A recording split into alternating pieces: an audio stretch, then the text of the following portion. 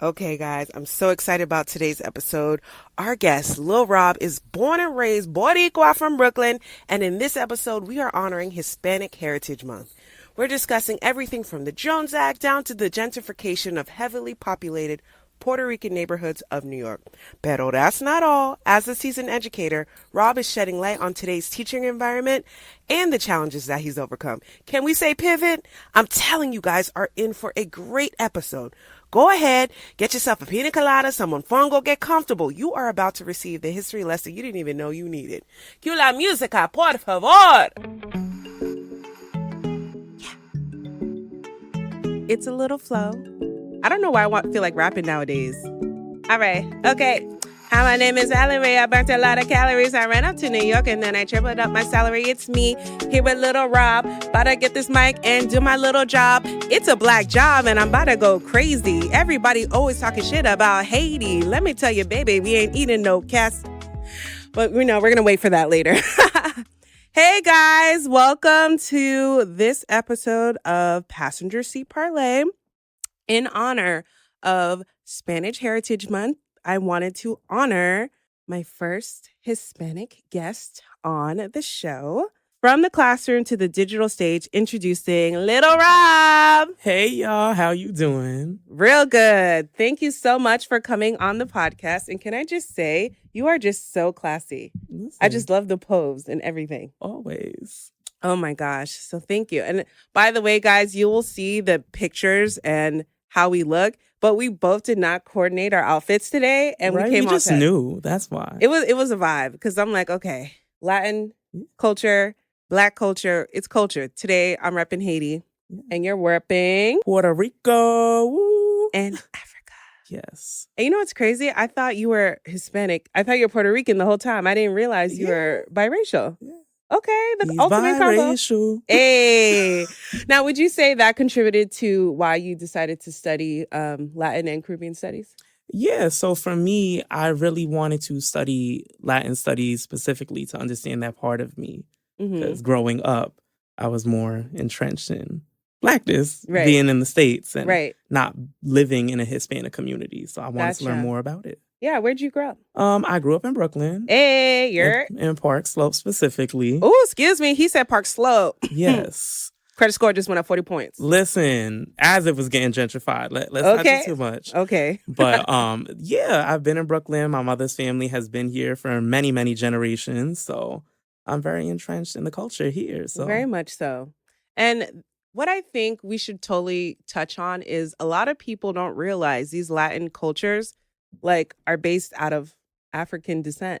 Yeah. You know, even Haiti is a Latin culture. So that's why I was like, let me wear my Haitian drip because, you know, Haitians are Latinos, pero... And a lot of the countries wouldn't be free without Haiti. Okay. Let's talk about that. Okay, 1804, stand up. Yeah. Pero even though it's like, I don't really, even though I can't say I don't relate to Black American culture as far as their struggle, it's like, we're all the same group of slaves. We just got dropped off first in the Caribbean. You know what I'm saying? Yeah, and that's something I always explain. Even in Puerto Rico, there's huge Black communities. Right. And a lot of the culture wouldn't even be there without them. Exactly. Because that salsa music they be loving. Okay. It's blickety black. Okay. Do you remember that Dave Chappelle skit that he did in the season 1 of the Chappelle Show where he went to the barbershop and he was trying to get the different cultures to dance? And it was like electric guitar for the white people, something else for the Spanish and the Black people. We need the drums at 808. Yeah. That is so factual. Yeah, because the drums come from Africa. Exactly. Even when I listen to soca music, it's like I could dance to soca music nonstop all day more than hip hop. Yeah. But Haitian music, boy, I'll be on for 24 hours. Like I won't get tired. And I'm like, why is it that? But I'm like, some things are certain like ingrained in your culture. Yeah, you know, because that's how Combo be hitting. Okay. I love that. So Rob, please let the people know about your 6 years in education and what's that been like for you. Ooh, child, it's a story to tell. But definitely my thing going in was growing up, there just wasn't teachers who looked like me ever. Especially male teachers. Right. The only people who I saw that looked like me in the schools tended to be the security guards or the janitors. Yeah. And that's it. And growing up in Brooklyn specifically, seeing it get gentrified so quickly, they just erased us ever being here. Wow. You know, Like set it and forget it. Yeah, like even when I said I was from Park Slope, your immediate thoughts, ooh, credit score up. Yeah. But growing up here and seeing it being gentrified, all of our history was lost. And for me, I really wanted to reclaim that history and teach it to the children as well. Oh, so beautiful. Because, you know, growing up as well, I didn't get my history in school. That is true. I got it at home because my parents would assign us things to learn. So I was reading, you know, all these Hispanic heritage books, but also like Malcolm X and Nelson Mandela and Harriet Tubman was my mother's favorite. Okay. All these things. And I wanted to impart that on the kids. And not just those historical figures, because a lot of times it's based in just civil rights and slavery. And there's so many layers to it. Right. Especially understanding the diaspora.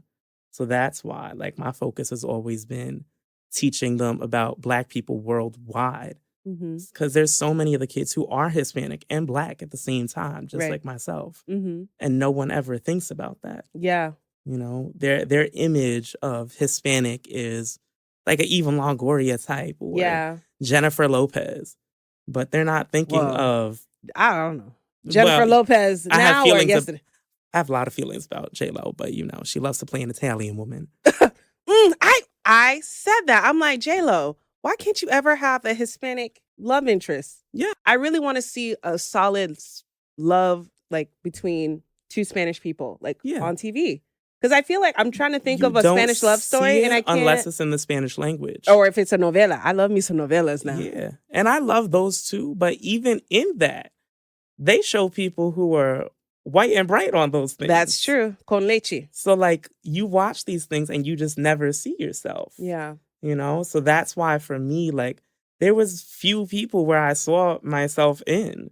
Right. The like, Afro-Latino vibe. Yeah. Like, my favorite to mention is Mariah Carey. Yes. That's my girl. In my mind, that's my cousin. Why? Because she's biracial, she's Latina and Black all at the same time. And people don't get this multi-layered identity when you are Hispanic or Latino. Or even the terms we use, because everyone likes something different. Right. Because some folks love to call themselves Spanish. For me, that's not my vibe. Do you think, like, referring back to Mariah Carey, do you think she's more receptive because she has more white features? Oh, definitely. And that's something even I've been aware of in my life. Being lighter. Yeah. You know, it's definitely coming with a different reception. Yeah. Because then when people get to know me more, some people don't clock the Blackness. Other people, they know immediately. Right. They're like, I've heard you talk. I see your hair. You were just a little yellow brother. But no, you do give like brother, sister vibes. Yeah. But like, I do recognize when you are of lighter skin in both communities, whether it be Hispanic or Black, it comes with a certain privilege as well. Yeah. And that's why I've been cognizant of it and using it for the better. Because when I step into some spaces, especially the educational space, I'm able to talk a little bit more and be a little bit more brazen. Yeah. Because I can use that level of privilege. Right. This episode is about to be so fire, and I cannot wait. Because just the gems you just dropped they're giving. It's giving.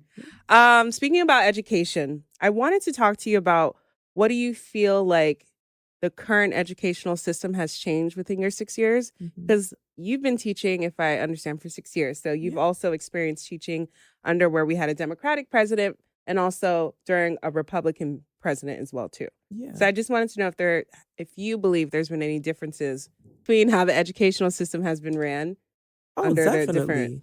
I definitely do see more fear around teaching history specifically, since that's what I teach.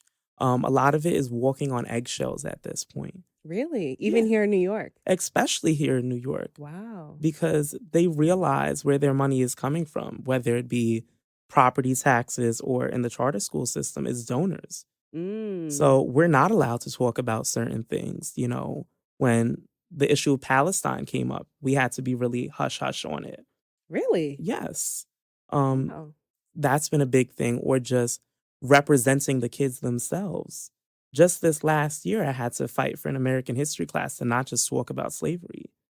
Because we did more than that. Yes, it's an important part of our history. Right. But there's more than that. Or even for global history, it was very much just Europe. And when mentioning Black countries or Latin American countries, it was a footnote or a paragraph. Of course. And there's so much more to talk about in that.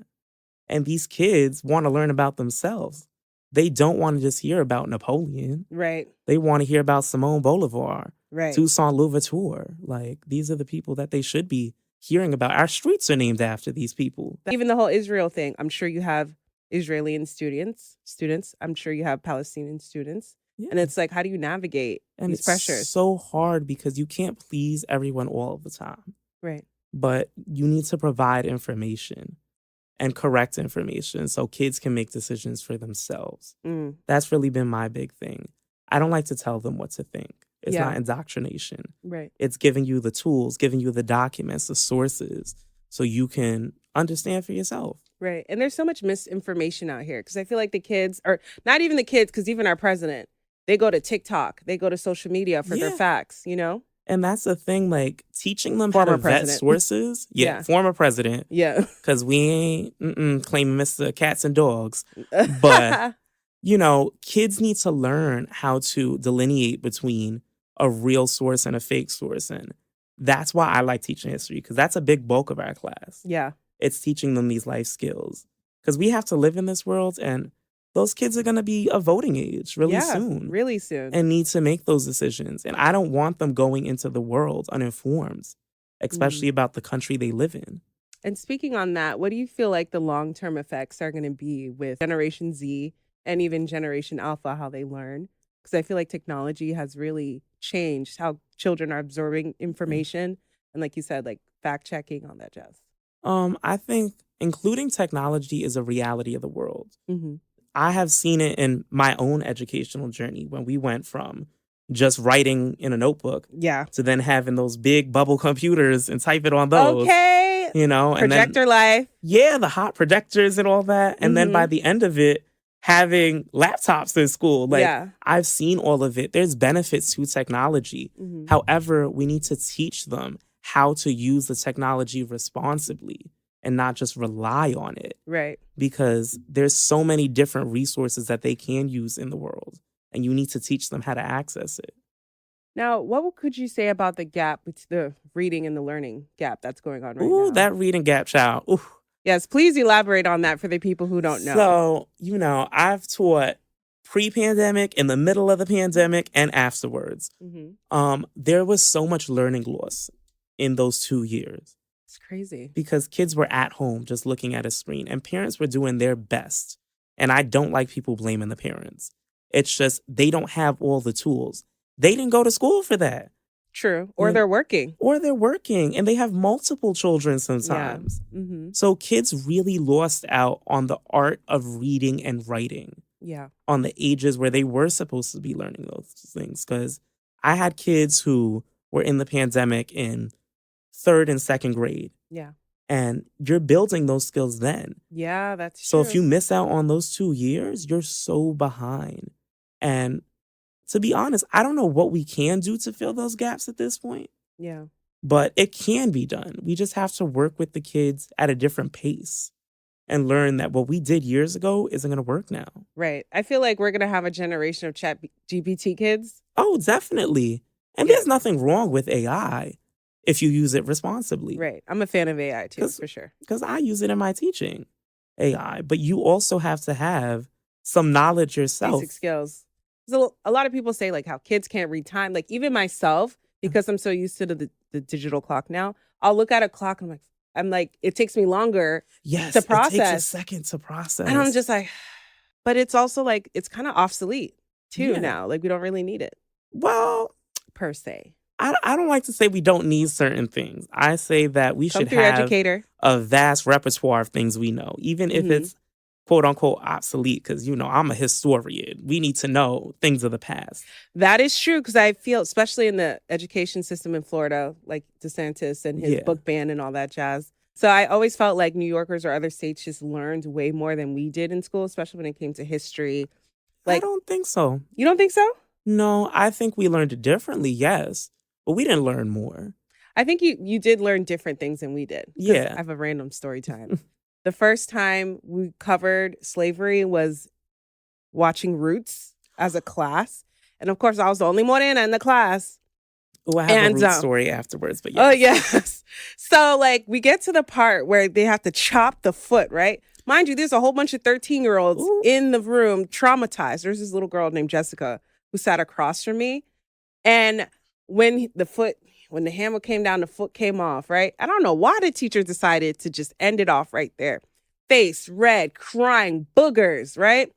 And she turned around slowly and looked at me and mouthed the words, "I'm sorry." And I was just like, ooh.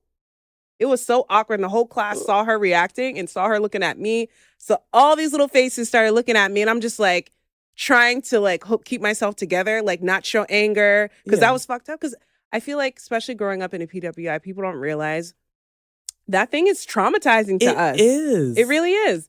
And like, you know. In school, like, because I don't know if you know Alex Haley's Queen as well, the sequel to that. I never saw it. Oh, maybe I did. And with Halle Berry, right? So we had to watch a clip of that one in school, too. I've never seen it.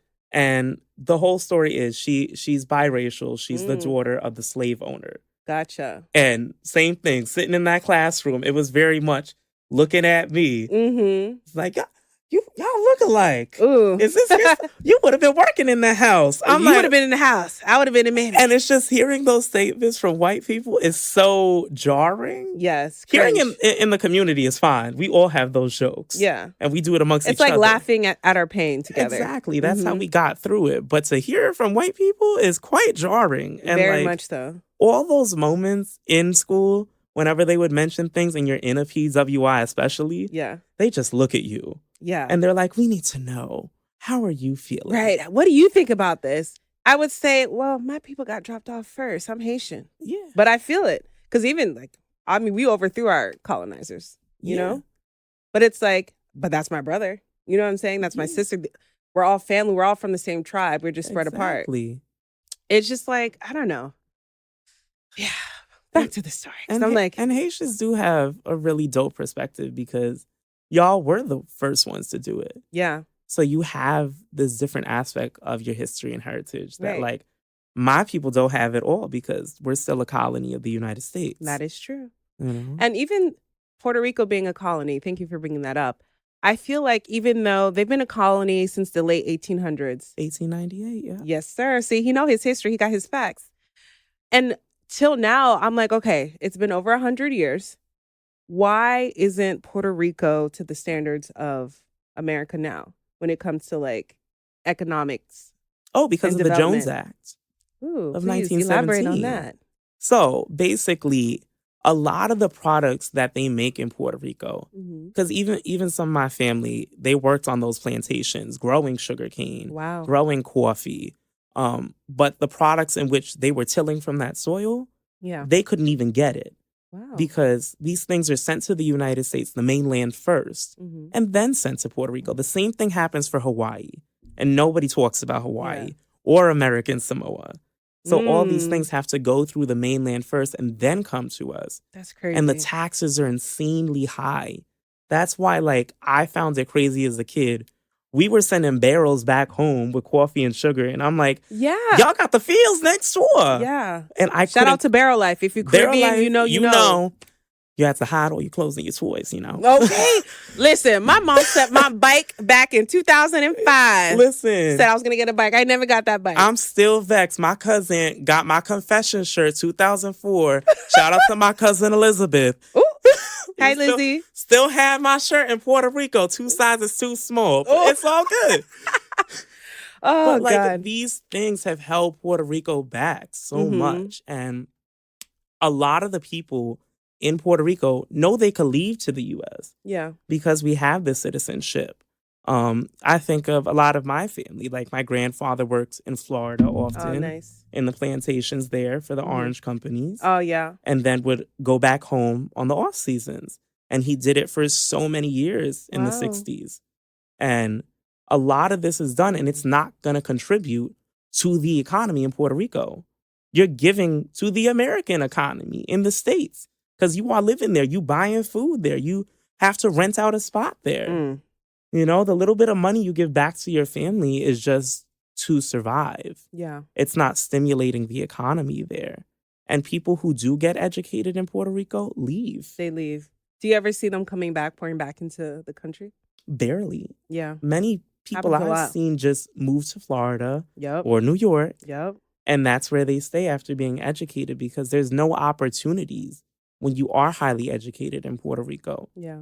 The schools are closing down. They're not getting any funding. That's so crazy to me. Living in 2024, it's like, Yeah. I don't want to call it a third world country, especially when it's. But that's what it has become, especially post Hurricane Maria. Wow. When did Hurricane Maria come? I think it was like 2016. Don't quote me on the year, but okay, no worries. Very recent. And because of that, the electric system was ruined. And now it's a private owned company. People always need generators because the electricity goes out. Their homes were destroyed. People have tarps over their roofs still. That was Trump's era. Yeah. When he threw paper towels at my people. I remember that. I saw that video. And now we got some reggaeton singer, I think Anuel. with him smiling and cheesing. Right. When he was throwing paper towels at us. Like that's going to dry up the water from a hurricane. Right. Like build some houses. And this is where I'm like, this government funding, even if it's a U.S. territory. Yeah. Why are we sending, and this is, discussing Democrats as well, too, because. Yes, they're at fault as well. It's like, why do we have all this money? We have our tax-paying money. And the fact that Puerto Ricans are actually paying tax, too, is crazy and don't get a vote.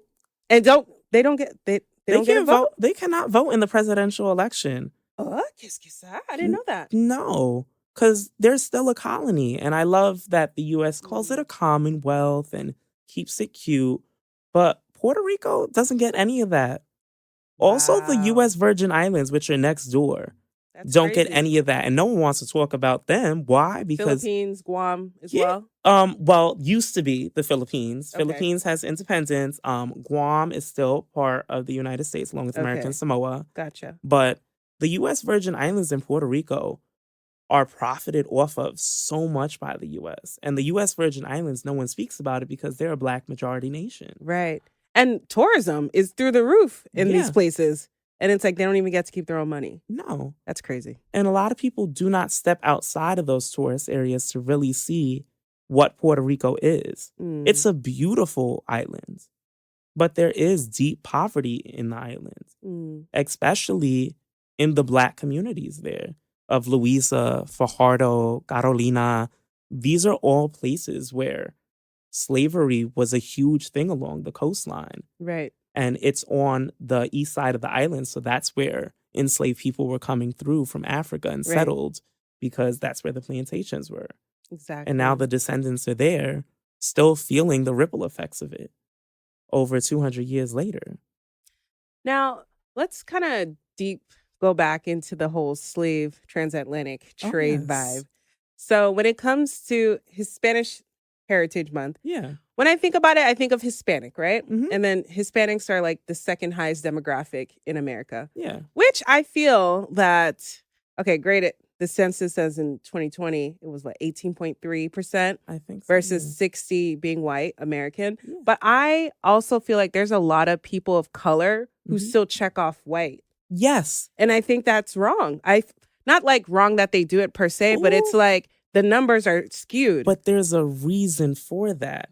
Because in Latin America, the concept of race is flipped. Where if you have one drop of white blood, you are entering whiteness. It's flipped because there just wasn't enough white people during colonization there. So they needed to have a ruling class of some sort. So they also had the thing of moving more Europeans in. Some countries, yes, they are very white, like Argentina and Chile. Right. But then you have countries like the Dominican Republic, who the white population is quite small. Right. So they have to cling on to any bit of European ancestry to fulfill that idea of having a ruling class. And they bring it here. And I'm like... And they're still checking off white. Yes. Why? And I don't understand. I'm like, you look like Florida and James Evans. Like, I know black and Dominican. Exactly. I know black. I do bachata. Pero diablo, you got to check off black. Like, you are a brother. You are a sister. You know what made me kind of confused about that? Growing up in South Florida, we have an influx of Cubans. Yes. So I would go to school with a lot of Cubans, but like looking at them, I'm like, they look Spanish, right? And then their last names are Hispanic names. Yeah. But it's like, they would, I don't know, it's so weird, Well, but some of them would pass. But Cuba is so different in Florida because the ones that get to Florida are the white ones out of Cuba.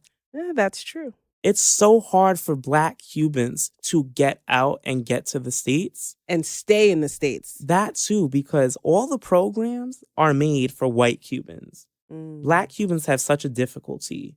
And the ones that do make it, they often just end up passing into Black American society. Right, or integrating into white society. Yeah, because the Cuban community is not as accepting here because it's so white and Republican.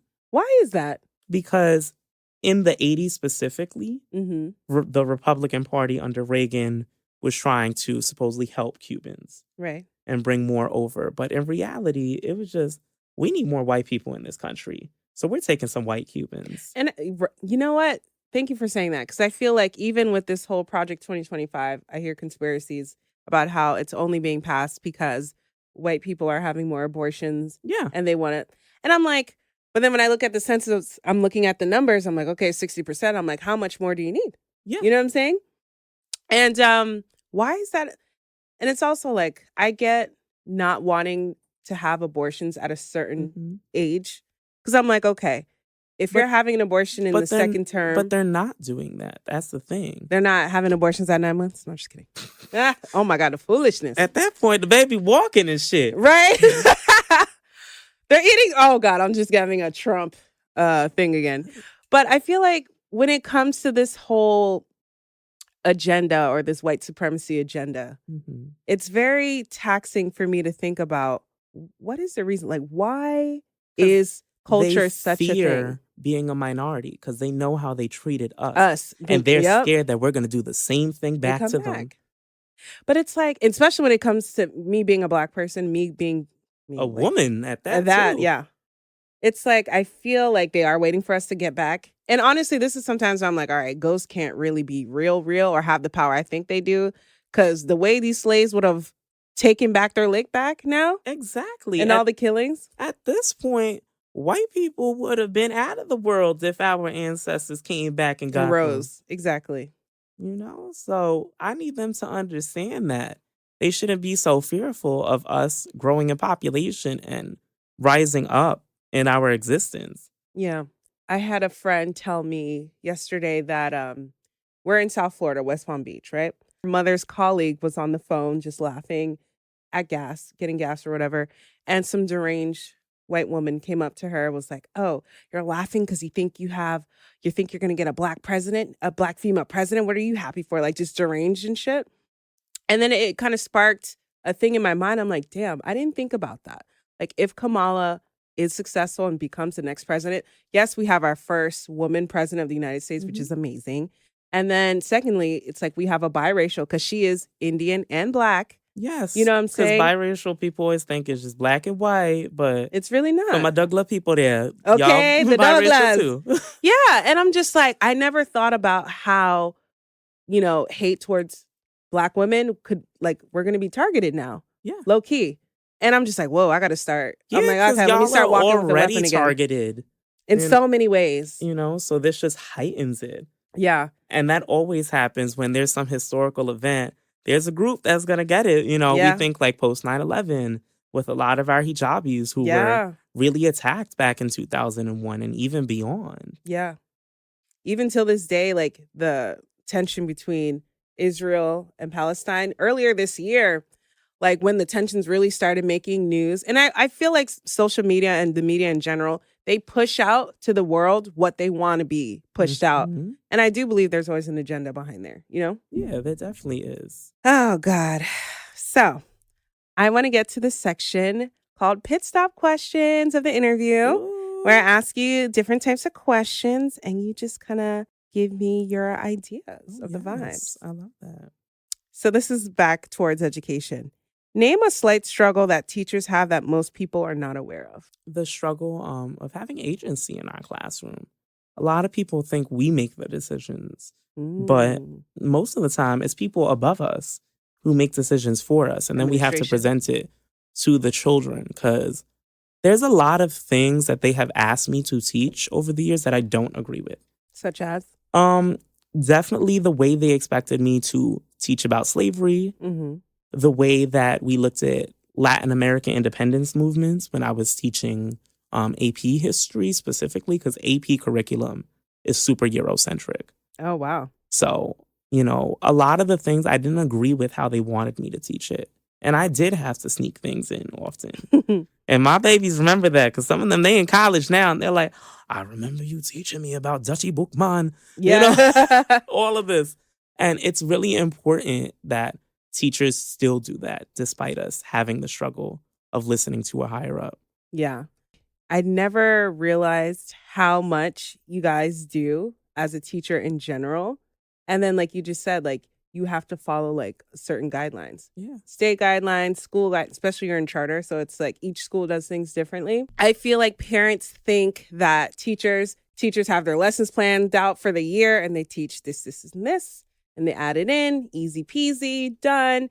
And we don't realize how like your class sizes are different. They're big. You guys have different levels of education in there. Yeah, we have to deal with sometimes a kid reading on a 3rd grade level and then a kid on a 10th grade level in the same class. And how are they both getting what they need at the same time? Right. You have to think about that every day. Yeah. Like, do you guys ever like separate the kids? Like, because back in Florida, we used to have like AP, middle. Definitely some schools separated, but there's different settings. So like the setting that I most often teach in is called ICT, where you have gen ed students and special ed students in the same room. You have 2 teachers.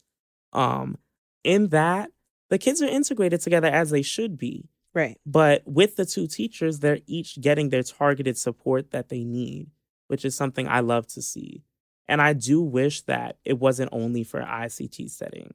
I wish it was in just AP classes, in gen ed classes where you have the 2 teachers. Yeah. Because it makes such a world of difference to the kids where you could have a moment with your teacher and really click in. Yeah. Do you think class sizes are an issue right now? Oh, yes. I've had a class of 40 kids before. 40? 40 kids, yeah. 40 against 1? 40 against 1. No desks for some of them. Wow. Not enough books for some of them. That's crazy. And this is the reality we have to deal with.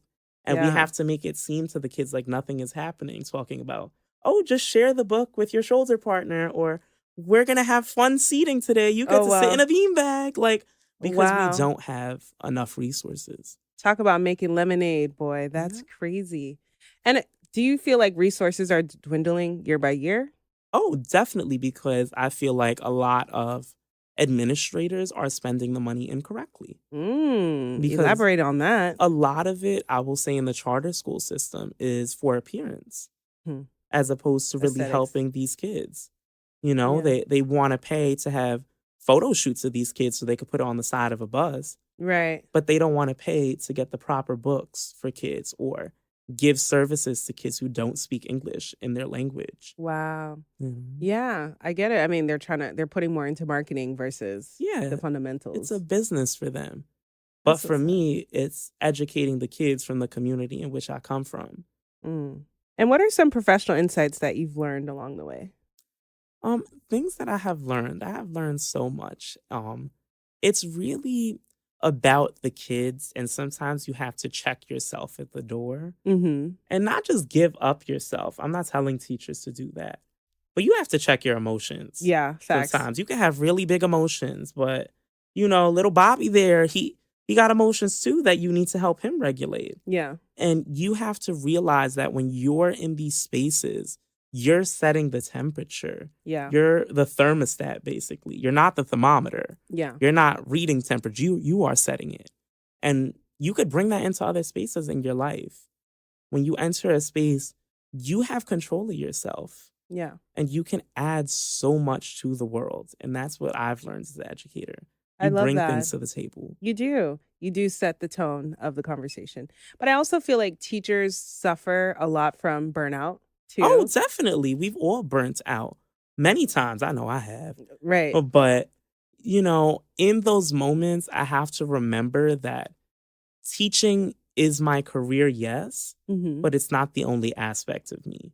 Aww. There's so much more to my life. I have a beautiful family. I have wonderful friends, and I love all of my different interests. Yeah. You know, there's so many aspects to me. So I tell teachers, do not put your all into the career. Right. Because at some point, that's going to end. And what do you have left? Yeah. So you need to build yourself as well. Because you check Absolutely. out at 4:00 and you just have to sit with yourself and you have to love yourself. Amen. We preach it. And what are some of your outside interests that you love? Well, for me, I'm very involved in everything in Brooklyn. So I love being involved in community events. Oh, nice. Yeah. So Such like, as what? So like a few weeks ago, there was a wonderful drive giving out backpacks to the kids. Oh, nice. Which was really cool. Senator Myrie, hopefully he'll run for mayor. He's always doing wonderful stuff for the community, and I really love to be in his events. Brooklyn Borough President Reynoso as well. Wow. Does a lot of things for the community. He's from here. He's Dominican. Ooh. Yes, and I love what he's doing. And he comes from South Williamsburg, which is another neighborhood that's being highly gentrified. Oh, yeah. And it used to be Los Sures. Ooh, where Los Sures. a lot of Puerto Rican and Dominican people settled very early on. Mm-hmm. And I love going to his events because he brings that Latinidad back into Brooklyn because the people are still here. Yeah. And I also love supporting all the music events in Brooklyn, a lot of the Caribbean music events, because it's the whole Caribbean, not just dance hall. Yeah. Love Jamaica, but also the wonderful soca music scene out here. The Haitian music scene, because compa is amazing. Yeah. You know, bachata, reggaeton, salsa, like all these things. The Caribbean community has really come together in Brooklyn, and it's not only English speaking anymore. And I love that. Yeah. Because it's French speaking, Spanish speaking. So definitely, y'all, check out Little Caribbean online. It's a beautiful community we have all built here. So yeah. I love it. Do you ever think that Brooklyn will lose its culture if gentrification continues? Definitely. As someone who is a multi-generational Brooklynite, I've seen it lost. Because when I mention the neighborhoods in which my family has been in, whether it be Park Slope or Bushwick or Williamsburg. Oh, yeah. All those neighborhoods. Top 3, I think, hipster. Yeah, that's what you think. Yeah. And I'm a transplant, y'all. And for me, these neighborhoods were Black and brown. It was Puerto Ricans. It was Black Americans. It was Trinidadians. Like, all these different groups were here and built the culture. Yeah. You know? When did gentrification start coming over here? So for different neighborhoods, for Park Slope, it really began in the late 90s and early 2000s. So in my childhood, it was already beginning. But for Bushwick and Williamsburg, it really began in the late 2000s, early 2010s. Okay. So, and Bed-Stuy as well is a really big community that is deep in my heart, and I'm seeing it change so quickly. Yeah. All those brownstones are being bought up by white people. And a lot of our communities are being pushed out. So we see a lot of Puerto Ricans moving to Pennsylvania and Connecticut specifically. A lot of the Black American community is going back down south to where a lot of people's roots are. Yeah. But Brooklyn is really losing a lot as gentrifiers come in. You know what? Not to say, technically, I would be considered a gentrifier because I am a transplant. Yeah. And, you know, granted, I'm Black, so I don't look like a gentrifier, but I'm paying the gentrifier price. You know what I'm saying? But you're adding into the community. That's the difference. You're not taking away from the community that's built here. That's true. You're trying to learn about the culture here. And you are integrating yourself into it. With gentrification, they completely erase us. That's why, like, as I said, when I mention these neighborhoods, no one remembers the Black history. No one remembers the Hispanic history behind it. Yeah. And we built all of this stuff here. That is true. All of these factories that are around here, we were working in them. All the buildings near of it, we lived in. You know, we played on these streets. These are all our things that have been here forever. And all we have left, oftentimes, are little signs commemorating us as if we're just a relic of the past. Right. But we're still here. A little mural here and there. A street name or so. Yeah, and those things are great, but that's a symbolic victory. Yeah. I would like to see actual victories. Yeah. Put some money in our schools. Stop raising our damn rent. Yeah, that's so true. You know, allow us to live here and thrive here. Because for some of us, this is what we know. Because I love those questions when people ask, where are you from? Where are you really from? And if you dare say you're from the United States or you just say you from Brooklyn, people are lost. But this is where I'm from. So many generations. And this is my culture and heritage here. I'm going to ask you a question about transplant culture. Oh, yes. So I was talking to someone else, like in the comment section.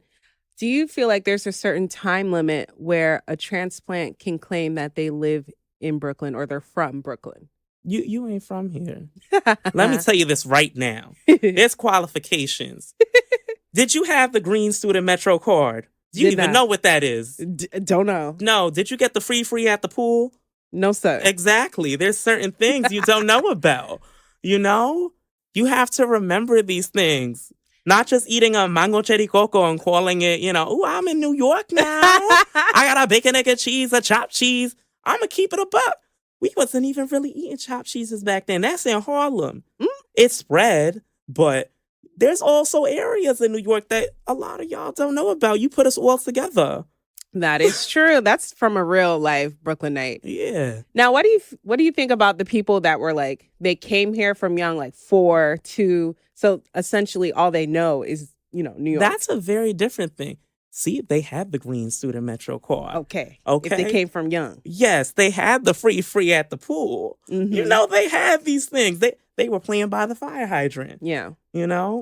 But Sally, who came here and lived here 20 years. No. From when she was like 30.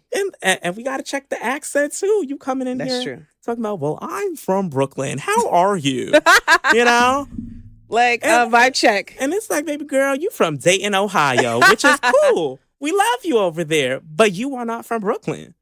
Okay, well, that answers that. I love that. No, it's true, because the way Brooklynites will fight you over their status, like, you can't claim us. You can't claim here. Nah, you know what I'm saying? We ain't cool like that. You could visit us. We love it. All day. Support our industries, Black-owned businesses, but don't claim that you from here. Rep your set. That is so true. Can I say, side note, when you said support Black businesses, I have been trying to find a good Haitian restaurant since I moved here, and I have not found someone who tastes as authentic South Florida Haitian food.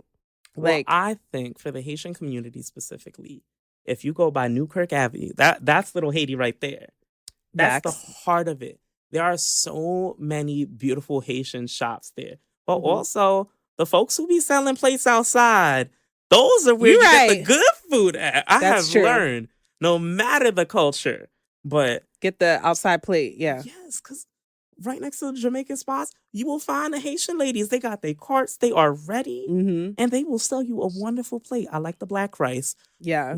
That's my thing. Child, can I tell you, I had some Dijon, and when I tasted, I said, this tastes like hibiscus. They didn't even use Jean. I don't know what kind of... Not to putting some sorrel in it. Let's some sorrel rice. And I was just like, what is kiss? Like, what is this? I was so upset. I was like, you know what? I'm done with the Haitians in New York. I'm going to South Florida. I can't find Puerto Rican food in New York. Really? Because there's none of us left here. There's so few spots. There's only one that has lasted. And I want to shout them out because it is a Black-owned Puerto Rican business. Let's go. Casa Adela. So in the Lower East Side, because everyone wants to call it something different now, that is LES. But Casa Adela is one of the last spots where I find authentic Puerto Rican food. And they have been there since I think about the 60s. Oh, wow. And La Señora Adela has passed away, but her family has really kept it up. Love that. To see beautiful Black Puerto Ricans running things in a community that's shifting is amazing to see. So I always shout them out. Now, do you think New York will ever lose its culture? Oh, definitely. Really? Yeah, it's already losing it. When I speak, that's my big thing. When I speak, people are like, why are you talking like that? Because even the accent is gone. That was my first clue in the past, I would say, decade. I see the accent is gone. And I have no qualms about it. I am not changing my accent. Yeah. It's staying. Well, I know. You're also older and you're an educator where you have to Even in the classroom. No, I'm not doing that. I'm from here. I'm going to talk how I want to talk. I'm very educated. I got 3 degrees. Okay, count them up. And with those 3 degrees, I was still talking like this. Because I know when I first went to college, I was telling you before that I wanted to get into radio and broadcasting. And one of the first classes I took was on speech. And a lot of it was that newscaster accent, live at 6, here we are. And I can't do that. That's not me. Yeah. I want to be, whether it be on the mic or in the classroom, talking regular schmegular. Schmegular. I'm not doing that. Yeah. And in New York, we do have an accent, and it differentiates by your ethnic group. I want to specify that. And borough. And actually, no. You don't think so? No. As a historian who loves linguistics, it's actually based on your ethnic background. Really? So Black New Yorkers, Puerto Rican New Yorkers, they sound different. I think Harlem sounds different from Brooklyn to me. You know why? ¿Por qué? Because Harlem received a lot of people from the South specifically during the Great Migration. Okay, so come it's on, more history degree. African American influence, but in New York, it's more Caribbean influence. Because I know when I talk, a lot of words sound quite Caribbean, and I peep that when I speak to people. Like I say hi, hello all the time. Hi, hello, good morning, or morning. And these are Caribbean things. Yeah.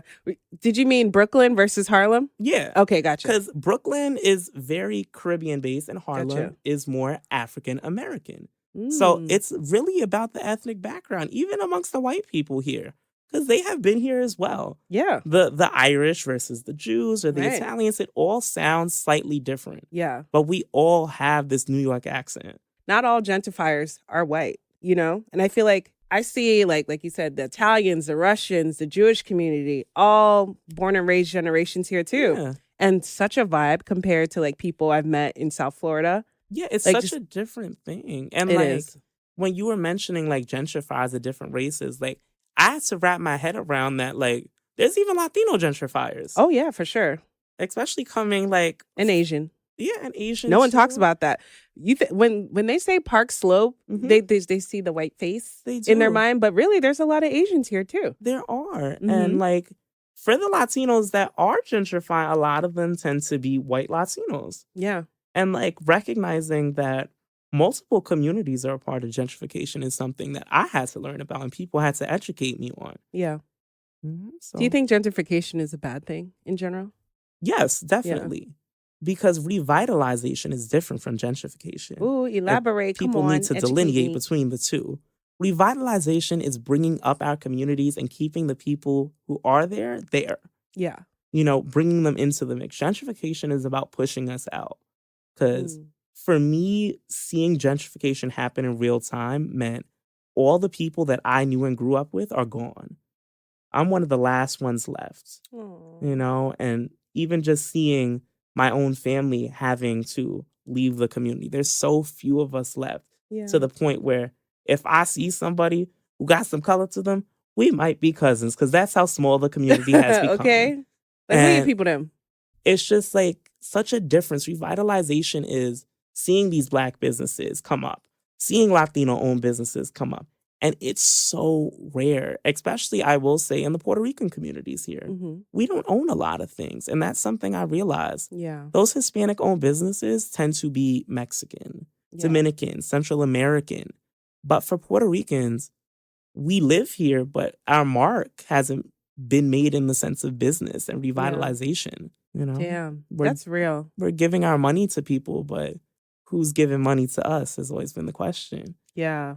And keeping the dollar within the community. Yeah. That's something that I feel like within the Jewish community and a lot of the Indian communities too, how they keep the dollar circulating within themselves. Yeah. But the thing is, how are we going to circulate the dollars when we aren't even given the dollars to begin with? And here in New York, the African American community and Puerto Rican have been so hands in hand. We've had to live together. A lot of us are a part of both of those cultures. We're the result of it. Right. And we've still had to deal with the struggles post-civil rights. Because everyone loves to talk about it was only the South. But New York City schools were not fully desegregated until 1963. 63? Wow. Yes. And I think about that. My aunts, my uncles, my mother were part of some of the first classes that were desegregated. And that's crazy to think of. There's even classism here in the school system, I believe. Yes. Can you talk on that? Because I didn't the bring that up. classism is amazing because it's based on where you live. Yeah. So for example, here, this District 15 is very well funded. But if you just go one district over, you see such a different thing. And that's why charter schools are popping up there. Yeah. you know? Yeah, because I'm right here. I live in Crown Heights at the drip of Yeah. Prospect Heights. So it's like I automatically see the difference Yeah, because they're starting to gentrify my particular area where they're cleaning things up. But you're getting close to Nostrand and Utica, heavy Caribbean yeah. blocks. And you could tell when you on the train if you can't get your seat anymore. For those who know. Yeah, It's like, oh, I thought you was getting off here on Grand Army Plaza. You going to Utica? right. Right. You just said crazy. if you know, you know. If You have to live here. Yeah. Facts. And you know what it made me sad too, just to talk about like zoning for a little bit.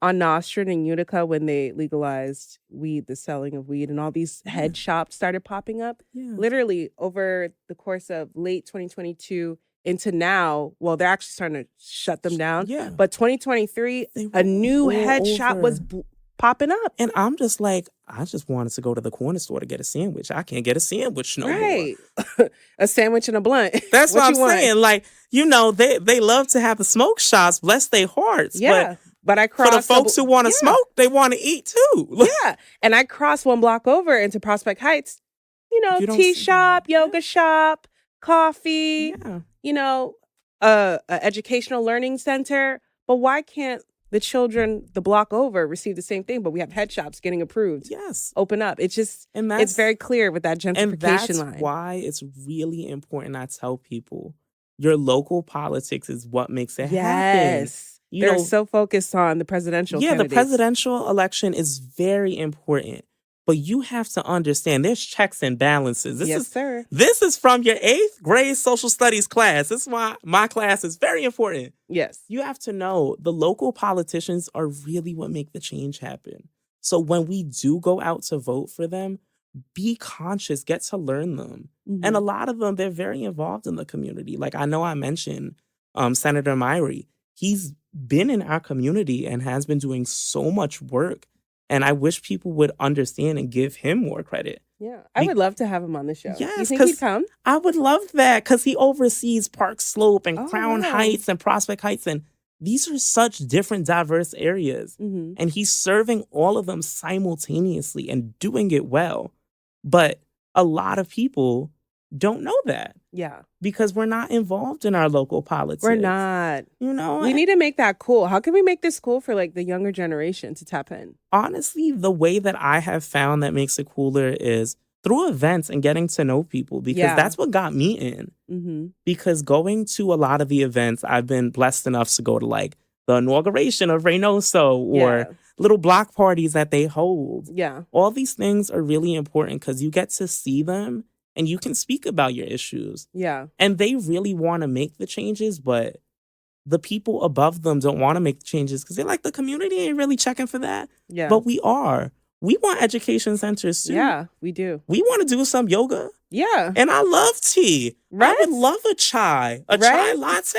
Please. A nice little Indian blend, maybe a Pakistani blend. Like, they're very good. Yeah. But we deserve that too in our spaces. Yeah.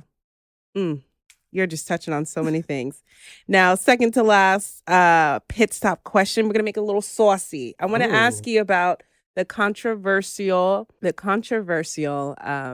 act that went down in May of 2024 with the teacher who got backlash with having his children or his students unbraid his hair in class on live. I love to talk about this. This is my perfect thing. Now, I want to know what you think. For those who are not familiar, there was a teacher, Marquise. He went on live and he had asked 2 of his students to unbraid his hair because he was getting his hair done. And he got a lot of backlash with that. He was on live, saw some negative comments. He stopped the live, then went on TikTok and started to defend himself. And it just started this uproar of negative comments. And there's a lot of children were saying, like, we're comfortable with our teacher. This isn't weird for me. You have parents who are outraged. It was a mixed review. So I want to know from an educator what you thought. It is a mixed review. So as someone who has definitely partaken in the hair care space with students, I've done my kids' hair before. But the act of undoing the hair is where I'm at. Yeah. Because that's such it's making them subservient, and I don't want to do that to my female students. And that proximity was just not okay. Yeah. And also posting them and going live. I know that students' parents sign off on things so students' faces can be seen on social media. But if you read the fine print, it's not your private social media. It's the school's social media. Okay, fine And print. you in the middle of teaching. Why are you on your phone on live? Yeah. Those are the things that are wrong. Because I'm not going to lie. I've had my hair done by the kids because they wanted to learn how to braid. Mm-hmm. So I was like, okay. And it would happen at lunchtime, basically, a little club situation. Yeah. Where they're learning how to do hair. Did my hair come out good all the time? No. But at least they were learning, and it was in a nice public setting. We are not posting it, and it's not about a service.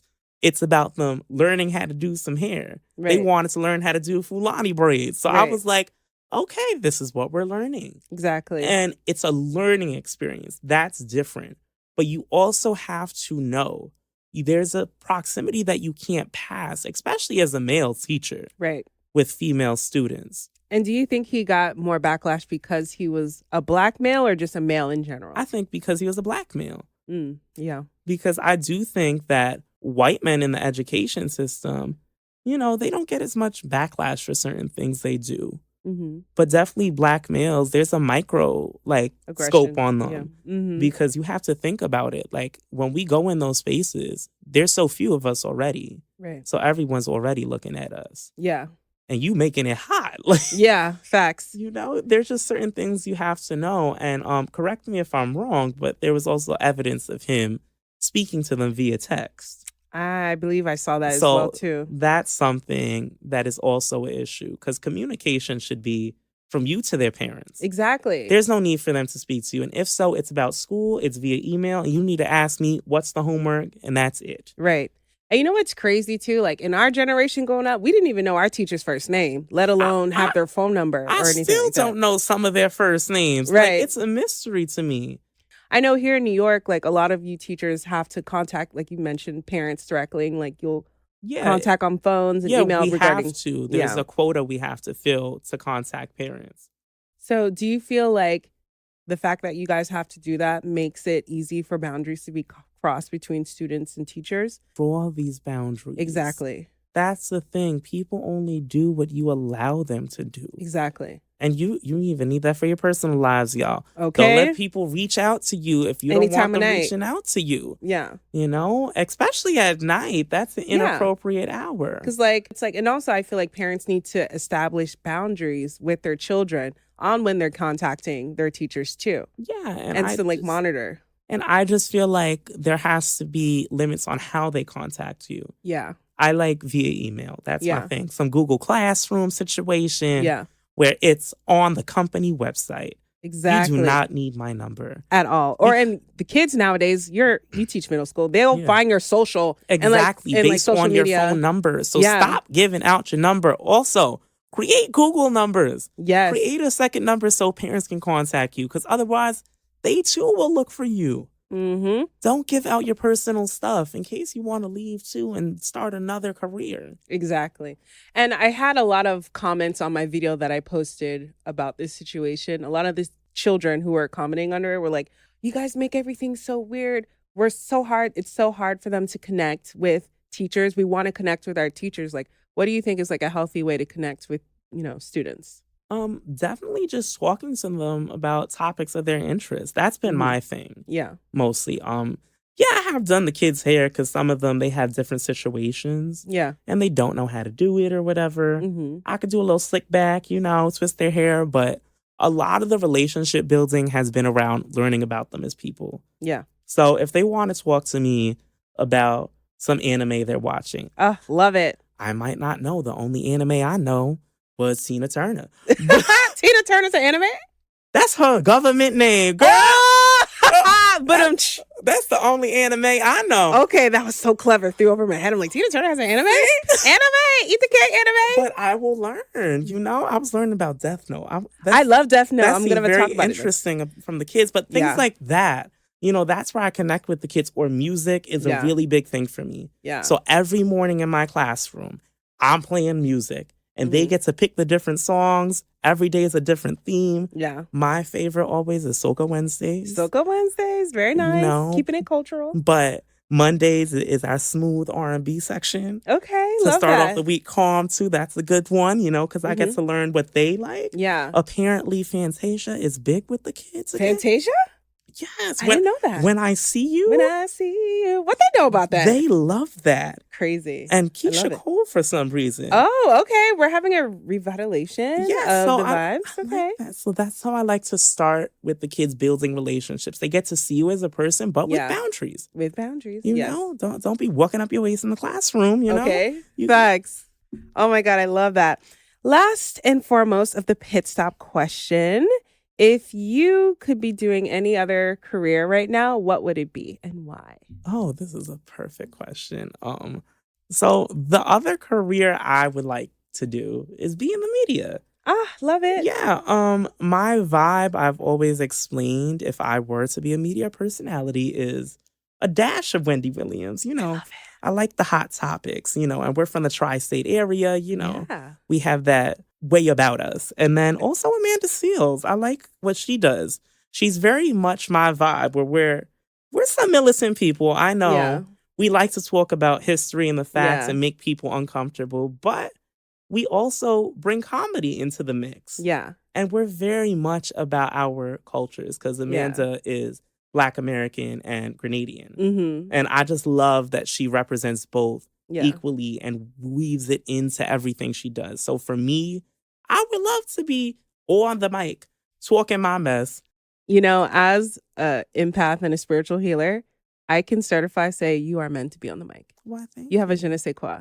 And I would love for you to come on Passenger Seat Parlay and parlay with us any freaking time. I could parlay anytime. Okay. You let me know. Y'all hear Robert. If you love this episode, go ahead and like, share, and subscribe. And definitely tune back in for him because he will definitely be back on the show. I sure will be. But touching on Amanda Seales, because I got to ask you. Okay. What do you think, speaking about hot takes, what do you think about the controversy that she's been seeing? Well, now she's not too hot anymore because DT's making a mess right now. But when she was getting that heat earlier this summer about her controversial views and things she was saying on the Shay Shay Club, being autistic and all these things. I do think she has controversial views. Mm-hmm. But women in autism, because I also specialize in special education. Ooh, so nice. that's my area of specialty. Black women are so underdiagnosed for autism. Yeah. Because they show symptoms differently. Yeah. Studies were done on white males. So I believe her when she says she's autistic. Yeah. Have you heard homegirls speak about things in depth?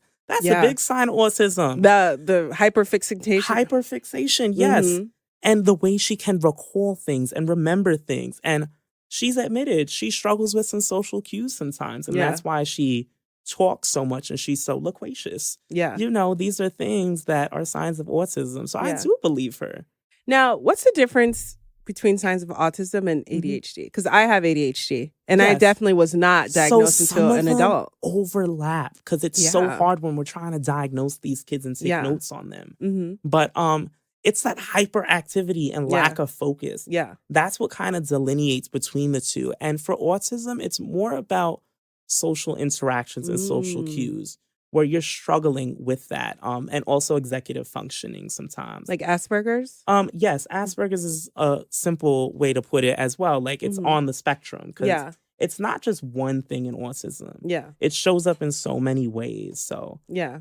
For Amanda Seales, she might be on one end of the spectrum, and then somebody you may know might have a different thing. Where they're struggling with, I said, executive functioning, where daily living might be an issue. Yeah. So I believe her on that. And for her other controversial takes, it was mostly on Palestine. I want to keep it a buck. Yeah. That's why people were vexed. Yeah. And she didn't care about it because she's an independent business and runs her stuff. And she got that coin. Yes. Okay? She don't care. And I say the same thing. Listen, I'm standing with Palestine as an occupied country too of Puerto Rico. Mm-hmm. I understand, people are occupying your land. Yeah. And you are from there and you just want to live. Yeah. That's all it is. People want to live.